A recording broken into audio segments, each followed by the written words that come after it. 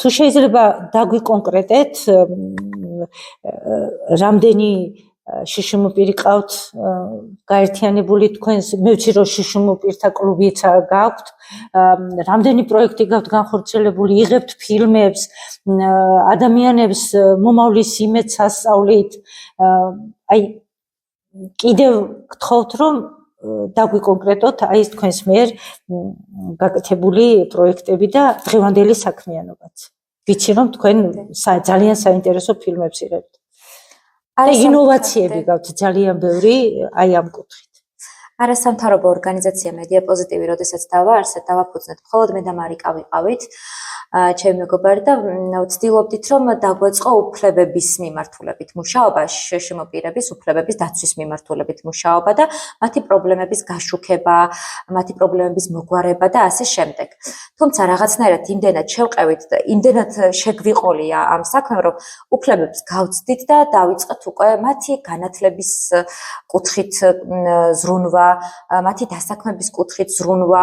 მერე თითქოს გამოჩნდა კიდე სხვა მიმართულება პოლონეთის საგარეო საქმეთა სამინისტროს და პოლონეთის საელჩოს მიერ და ფონდ ჰუმანდოკის მიერ იყო ეს პროექტი, უცებ გამოჩნდა ასეთი რაღაც, რომ ტრენინგები ტარდებოდა აუდიო დისკრიფციის მიმართულებით. ახლა რა არის აუდიო დისკრიფცია? აუდიო დისკრიფცია არის აუდიო გახმოვანება უსინათლოებისთვის, ხელოვნების ნიმუშების, ფილმების და სივრცის. ძალიან ინოვაციური პროექტი არის საქართველოში, ჯერ არ არსებობს. არავის არ გაუკეთებია, იყო რამოდენიმე მცდელობა, თუმცა ვერ განვითარდა. ოღონდ ეს არ იყო პროფესიონალურ დონეზე. ჩვენმა გუნდმა გაიარა ეს ტრენინგები, საერთაშორისო სერტიფიკატის მფლობელებიც გახლავართ და დავიწყეთ უკვე თავდაპირველად ფილმების გახმოვანება. პირველი ფილმი ჩვენი იყო გოდერძი ჩოხელის ადგილის დედა, რომელიც არის აბსოლუტურად დიალოგებს მოკლებული და თითქმის მუნჯკინოთ აღვიქვამთ, რამოდენიმე ადგილას არის რაღაც დიალოგი, მონოლოგი უბრალოდ ამ ქალბატონის და ეს ფილმი ფაქტობრივად შეუძლებელი იყო რომ უსინათლოს ენახე, იმიტომ რომ სულ არის მოქმედება. ამიტომ ავიღეთ ეს ფილმი, გავახმოვანეთ და რა თქმა უნდა, თქვენ უკვე აღნიშნეთ, რომ თქვენ დაესწრეთ თეატრალურ უნივერსიტეტში ამ ფილმის პრემიერას, როდესაც იყო ჩვენი ორგანიზაციის პრეზენტაციაც და იყვნენ იქ უსინათლოები, რომლებაც თქვეს, რომ დღეს პირველად მოგვეცა საშუალება ფილმის ნახვის. და ეს იყო ჩვენთვის საოცარი შეგრძნება. რომ ჩვენ გავხდით ამის მოწმეც და ჩვენ გავხდით ამის მონაწილეც. და ამან რა თქმა უნდა უფრო დიდი სტიმული მისცა ჩემს ორგანიზაციას და ჩემს გუნდის წევრებს. შემდეგ უკვე დავიწყეთ ორი დისკრიპტორი ყავდა მარიკა ბარბაკაძე და მარიამ ბეკოშვილი სხვათა შორის თეთრი წყაროდან არის ეს გოგონაც რომელიც არის ასევე პირველი დისკრიპტორი საქართველოში სერტიფიცირებული და დავიწყეთ შემდეგ უკვე ნახატების გახმოვანება. და მგონი ფიროსმანის ნახატები იყო პირველი, ხო? კი, პირველი იყო ნიკო ფიროსმანის 13 ნახატი, რომელიც დღესდღეობით არის საქართველოს ეროვნულ გალერეაში, ცისფერ გალერეაში გამოფენილი და ნებისმიერ უსინათლოს შეუძლია მიბრძანდეს QR კოდი დაასკანეროს და ნებისმიერი ადამიანის დახმარების გარეშე თვითონვე დაათვალიეროს ეს გამოფენა. ნიკო ფიროსმანის შემდეგ უკვე იყო გაღმანაპირი გიორგი ოვაშვილის ფილმის გახმოვანება, შემდეგ უკვე გავახმოვანეთ პეპლების იძულებითი მიგრაცია, რომელიც შარშანი თბილისის კინოფესტივალზე მოხდა ეს ფილმი, ქალბატონი ნანა ჯორჯაძის და ნელ-ნელა ასეთ მიუყევით მოკლედ ფილმების გახმოვანებას. ამას გარდა დავიწყეთ უკვე ახალგაზრდა მხატვრების ნახატების გახმოვანება და მათი დიდი სურვილი არის, მათ შორის ერთ-ერთი ჩვენი რაიონიდან არის წარმოდგენილი მხატვარი, ორი მხატვარი, უბრალოდ ერთი ქალბატონი ია არსენიშვილი, რომლის ნამუშევრებიც გავახმოვანეთ და მეორე არის ალექსი თეთრაძე, რომლის ნამუშევრებსაც დღესდღეობით ვახმოვანებ. თვითონ ალექსიც გადაამზადდა და არის დისკრიპტორი და ისიც საკმაოდ ჩართული არის ამ გუნდში და გვეხმარება მხატვრობის მიმართულებით, რომ ესე უფრო დახვეწილი იყოს ჩვენი აუდიო დისკრიფცია.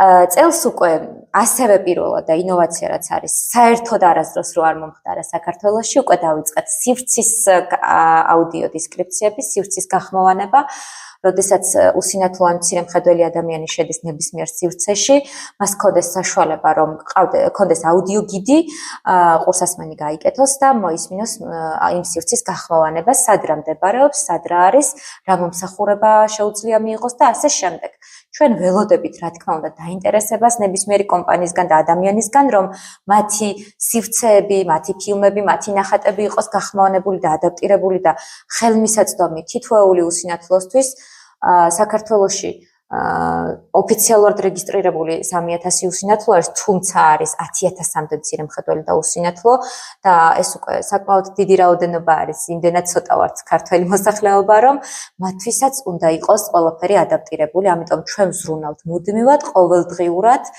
აი გუშინ დაუშვათ დავამთავრეთ ერთ-ერთი ოფთალმოლოგიური კლინიკის აუდიო გახმოვანება და უკვე ხელმისაწვდომი იქნება, ასევე პირველად გავახმოვანეთ ეროვნული გალერეის სივრცე, ახლა ვაწარმოებთ მოლაპარაკებას იუსტიციის სამინისტროსთან, რომ გახმოვანდეს იუსტიციის სამინისტროც და აი ამ პროცესში ვართ, ანუ მუდმივად ვართ ძიების პროცესში, რომ ყველაფერი ნელ-ნელა ეტაპობრივად, იმიტომ რომ ისეთი პატარა გუნდი ვართ, რომ შეუძლებელია ბევრი რაღაც ერთად გავაკეთოთ და ნელ-ნელა რაღაცნაირად რომ გავხადოთ ადაპტირებული.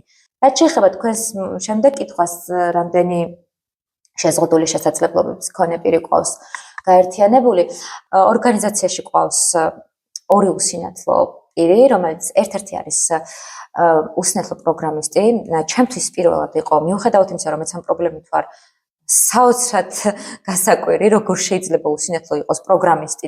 მხედველობის მქონე ადამიანზე სწრაფად ბეჭდავს, გზავნის მეილებს, აკეთებს სხვადასხვა პროგრამებს, შეგვიქმნა საიტი მედია პოზიტივის საიტი, ამზადებს QR კოდებს, რომელიც მაგრდება ამ ნახატების გვერდით, ასევე სივრცითი ადაპტირების დროს მაგრდება სივრცეზე, სადაც უნდა იყოს აუდიო აღწერები.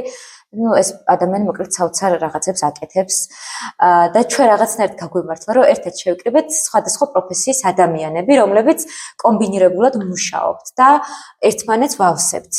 ასევე პირველად საქართველოში გავხსენით პოლონეთის საელჩოს დახმარებით აუდიო დესკრიფციის სტუდია, სადაც ნებისმიერ სურვილს, ვინც იქნება ჩვენი გუნდის წევრი, ჩაწერს და ჩვენ დავეხმარებით ხელს შევწყობთ აუდიო გახმოვანებებს ამ სტუდიაში და მოვემსახურებით.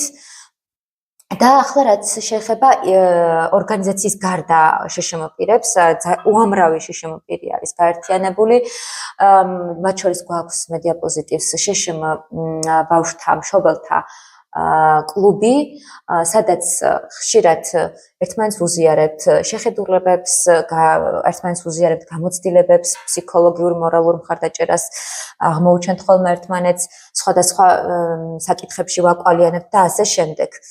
ამიტომ მე მინდა ვთქვა, რომ რა თქმა უნდა გარკვეულ სირთულეებთან არის დაკავშირებული, მაგრამ და კიდევ ვიტყვი, რომ შეზღუდული შესაძლებლობები არსებობს, ეს არავინ არ თქვას, რომ არ არსებობს, რა თქმა უნდა არსებობს, მე მაქვს მხედველობის შეზღუდვა და თქვენ როგორც ხედავთ, მე ისე ვერ ვხედავ, თუმცა შეზღუდული შესაძლებლობები არ ნიშნავს იმას, რომ ხარ უუნარო, ანუ ხარ დაუშვათ აბსოლუტურად შეზღუდული ყველაფერში.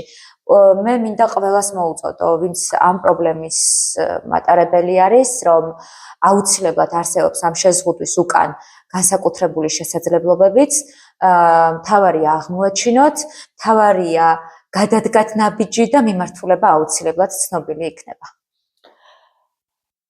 სიტყვები არ ყოფნის, აღფრთოვანებას გამოვხატავ თქვენი პიროვნების მიმართ, თქვენი გაწეული საქმიანობის მიმართ და მინდა ძალიან დიდი წარმატებები გისურვოთ იმ ძალიან აუცილებელ საქმიანობაში, რასაც ქვია შშმ პირთა დახმარება და მათი ცხოვრების გაადვილება. რა ვიცი, აი რა შეიძლება უწოდო, ზუსტად თქვით თქვენ, რომ არსებობს შეზღუდული შესაძლებლობა, მაგრამ ამ შეზღუდული შესაძლებლობის მიღმა არსებობს სხვა შესაძლებლობა, რომელიც კეთილად რომ თქვათ, აიძულებს ადამიანს, რომ ცხოვრება გააგრძელოს. დაისახოს მიზანი და მიზნის დასახვის საუკეთესო მაგალითი თქვენ უამრავი დაგვისახელეთ დღეს და მინდა დაგიდასტუროთ თქვენდამი დიდი პატივისცემა და გისურვოთ უამრავი წარმატება. მოგზალებული თხოვნა მაქვს თინათინ თქვენთან, თქვენს მიერ გადაღებული ფილმებიდან თუ მოგცემთ ნებას ერთ-ერთი ექსკლუზიურად ერთ-ერთი ფილმი ჩვენს რადიო მსმენელებსაც წარუდგინოთ ვიდეოს სახით. რა თქმა უნდა, ფილმების პრემიერა ჯერ არ ყოფილა, ვაპირებდით ფესტივალი იგეგმება მოკლედ არტ ფესტივალი შეშემოპირებისთვის. მასაც დავაანონსებ თქვენი ეთერის მეშვეობით. უმეცი მადლობა და თავს უკვე დაპატიჟებულად თვლით. ნამდვილად, აუცილებლად.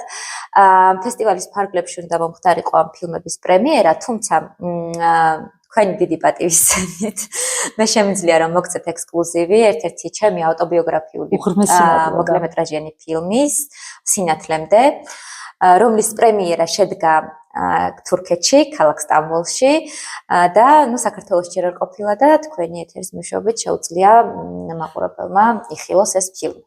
უღრმესი მადლობა.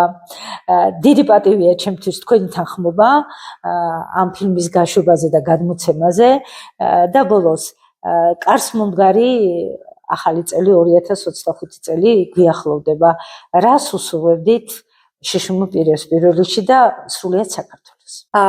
სრულიად საქართველოს ვლოცავ დამდეგ მშობა ახალ წელს პირველ რიგში მშვიდობას ვუსურვებ სრულიად საქართველოს თელ ადამიანს, რაც შეეხება შეშემოპირებს ვუსურვებ რა თქმა უნდა ჯანმრთელობას, მშვიდობას და მედგრად ყოფნას და სიძლიერეს პირველ რიგში. და დავამთავრებთ იმით, რითაც დავიწყეთ, ნაბიჯი თუ გადადგი, მიმართულება ცნობილია. მე საკუთარი თავის რწმენა მასწავლა გზა სინათლემდე. უღრმესი მადლობა. დიდი მადლობა.